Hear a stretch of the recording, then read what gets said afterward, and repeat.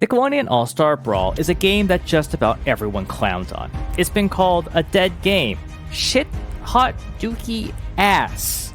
All sorts of ass, really. And it's widely known to be a terrible failure.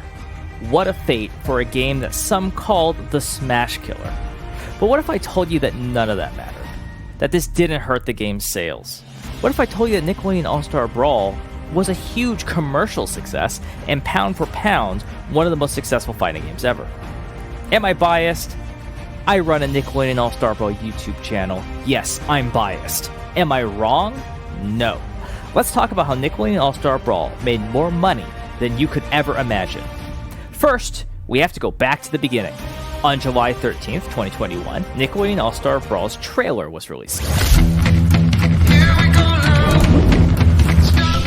People quickly took note that it was made by Odyssey, the developers of Slap City, another well-respected game in the platform fighter genre. Hope for the game was sky high, especially after the developers announced rollback netcode, which sought to reduce the problem of having terrible online.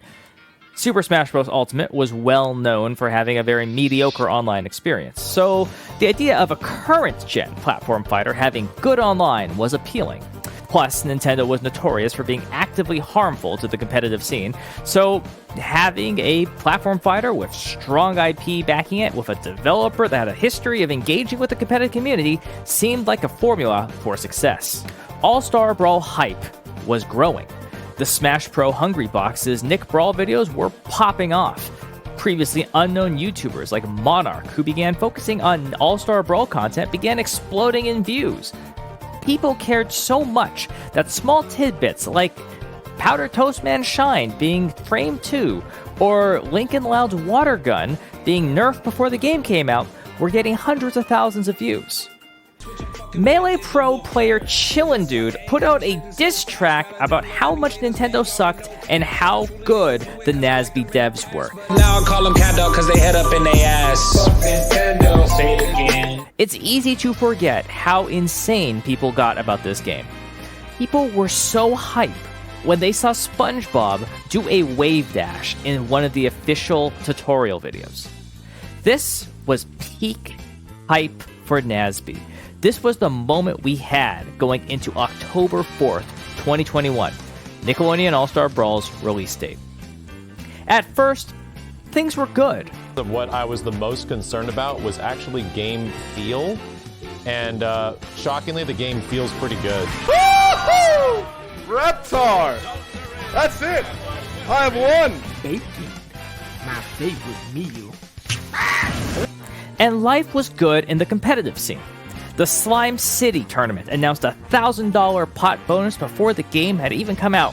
Hungry Box's first week SpongeBox tournament had 730 entrants, and his stream peaked at over 22,000 viewers, a record viewership at the time for his channel. Panda Global hosted the Nickelodeon All-Star Invitational, where content creators would raise money for charity, which they would use to bid on characters they would play in the tournament. They raised over $100,000 for charity. Jaden Animations, who was in the tournament, put out a video asking for help to make sure that she could bid the most on Cat Dog. And that video was viewed almost 4 million times. The game's publisher, Game Mill Entertainment, combined forces with Medify to drop a huge $10,000 pot bonus on Super Smash Con, making Nick the most lucrative game at the tournament. Nick All-Star Brawl topped out at over 13,000 peak concurrent players on Steam alone, and over 188,000 peak viewers on Twitch. And that is peak people, mind you. Nobody plays or watches 24/7. The game sold several times that amount of players in copies, at $50 a pop, and that's just on PC alone. The game was also reaching top of the charts on Xbox, PlayStation, and especially Switch. The game likely sold hundreds of thousands of copies in the first week at full price, netting the developers millions. This was a launch beyond what the devs ever could have hoped for. But all was not well. The online wasn't that good. The characters and animations lacked soul and polish. There was no voice acting. There was almost no single-player content. Nobody could find any ranked matches. The game had problems, in spades, and it resulted in one of the fastest player-based drop-offs I've ever witnessed from a fighting game. So, what went wrong? Let's go back pre-release and look at it from the developer's perspective. That rollback netcode that was supposed to drive a great online experience? Yeah, the netplay guy didn't really finish it, and he left on a permanent vacation. Well, how about the game itself? It was rushed, and Nickelodeon wouldn't approve things till the last minute, so it was hard to get things done with the limited time they had. And the dev team? It was small. Ludosity and Fairplay Labs aren't exactly the biggest game studios in the world, and most of Ludosity was not even working on the game. They didn't even finish all the characters. Garfield and Shredder were completely unfinished when the game came out. So you have a small dev team working on a rushed game, where Nickelodeon won't approve things fast enough or give the support needed to land a great game, and the dev team is burning themselves out on these tight timelines to get the game on the shelf for the holiday season, and...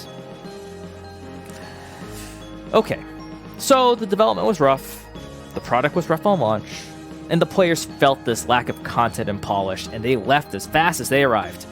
But it wasn't all bad news. The game sold so insanely well that Nickelodeon instantly greenlit DLC characters when the game wasn't supposed to have paid DLC.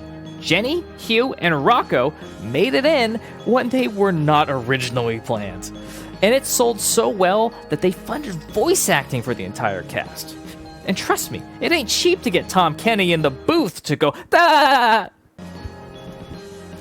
So that's it, right? The game had a lot of hype, failed to live up to it, but sold well enough on launch, and was cheap enough to make that it was a huge success. After all, doesn't look like anyone's buying the game on Steam anymore. That's the story, right? Not quite. I've been talking about this game from the perspective of a gamer who knows what Smash Bros. Is and who knows what Twitch TV is. I've been neglecting Nickelodeon All-Star Brawl's primary market, kids and parents. Although competitive gamers fueled the rocket power at launch, it's the kids who kept buying NASB. I went to my local Best Buy and I saw there were 2 copies of the game on the shelf selling for $30, more than a year and a half after the game's launch. And that says to me this game is still selling. It wasn't on deep discount, it was going for $30 a copy. When a parent wants to buy a game and they're walking down the aisle at Best Buy and they recognize SpongeBob and Ninja Turtles on the cover, yeah, they're still buying it. And they keep shipping it in new ways. Nickelodeon All-Star Brawl didn't launch in Japan until November of last year, when they re-released the game as the Nickelodeon All-Star Brawl Ultimate Edition, which is also on the shelves in the US today. More than a year after the game came out, they're still launching to new markets, because it keeps selling. So, let's take that all into consideration. How successful was Nickelodeon All-Star Brawl actually? We can't know for sure, but I'm going to do my darndest to estimate.